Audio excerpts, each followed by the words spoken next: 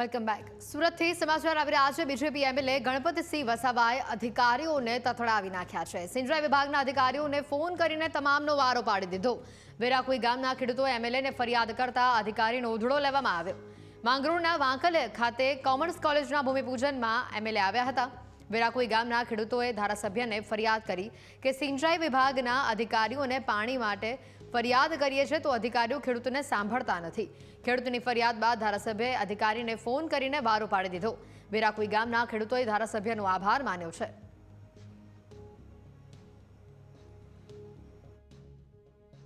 વાંકલ ખાતે કોમર્સ કોલેજના ખાતમુહૂર્ત પ્રસંગમાં આવેલા ગણપતસિંહ વસાવા જેઓ માજી મંત્રી અને માંગરોળ વિધાનસભાના ધારાસભ્ય છે અને આજે ખાતમુહૂર્ત પ્રસંગમાં તેઓ હાજરી આપવા માટે આવ્યા હતા.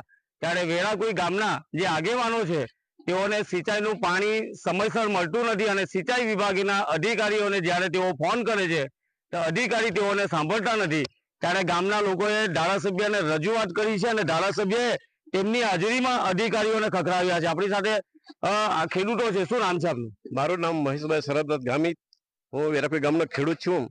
જેઓ અમને આ સિંચાઈનું પાણી પૂરતું મળતું નથી, જેથી અમે માન્ય ગણપતસિંહ વસાવા સાહેબને ધારદાર રજૂઆત કરી, જેથી આજરોજ વાંકાલ ગામે જે ખાતમુહૂર્ત હતું જે કોમર્સ કોલેજનું, જે ત્યાંથી આ તાત્કાલિક જે સિંચાઈ અધિકારીઓને બરાબર તતડાવ્યા છે અને રજૂઆત કરી છે કે આ ખેડૂતોને પૂરતું પાણી મળવું જોઈએ.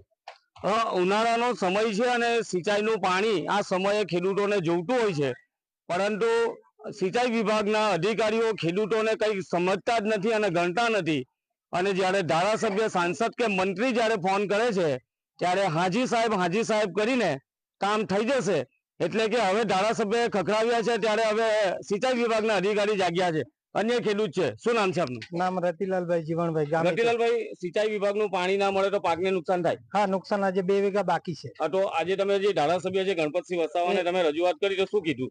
એ લોકોએ કીધું અમે સાહેબને ફોન કરતા છે, તે લોકો આપું એમ કહેતા છે, પછી આપતા જ નથી. આજે તમે જયારે ધારાસભ્યને ફોન કર્યો તો તમારી હાજરીમાં ધારાસભ્યએ ફોન કર્યો છે. તે હાજી એમ બોલ્યા એ લોકો. હાજી બોલ્યા? કોણ બોલ્યા? એ આપણે સિંચાઈ વાળા, સિંચાઈના અધિકારીઓ બોલ્યા. એટલે હવે તમને એવું લાગે છે કે પાણી મળશે? હવે મળશે એવું લાગે. એટલે જયારે મંત્રી ધારાસભ્ય રજૂઆત કરે ત્યાં જ આ અધિકારીઓ જાગે છે. મોટા સાહેબને અધિકાર તો જ સાંભળે નથી. અમે કેટલા ફોન કર્યા, અમારું કઈ સાંભળતા નથી. જગતનો તાત, આમ તો કહેવાય છે માત્ર નામના જગતના તાત, પણ આ જગતના તાતની હાલત દિવસે દિવસે દયનીય બની જઈ રહી છે. અને દિન પ્રતિદિન આ ખેડૂતોને પાણી નથી મળતું અને મળે છે તો પણ સિંચાઈ વિભાગના અધિકારીઓ ગલ્લા તલ્લા કરતા હોય છે. ત્યારે ફરી એકવાર વેરાકુઈના જે ખેડૂતો છે તેઓએ રજૂઆત કરી પણ અધિકારીઓ સમજતા નહોતા.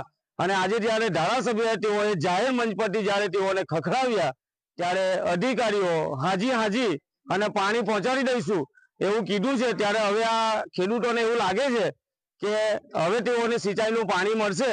એટલે જ્યારે મંત્રી, ધારાસભ્ય અને સાંસદ જ્યારે આ અધિકારીઓને બાનમાં લે છે, ખખડાવે છે, ત્યારે જ આ લોકોની આંખ ઉઘડે છે. આવું આજે જે રીતના દ્રશ્યો જોવા મળ્યા ત્યારે હવે ખેડૂતોને એવું લાગે છે કે તેઓને સિંચાઈનું પાણી મળશે. Kiransinh Gohil, news capital, Surat.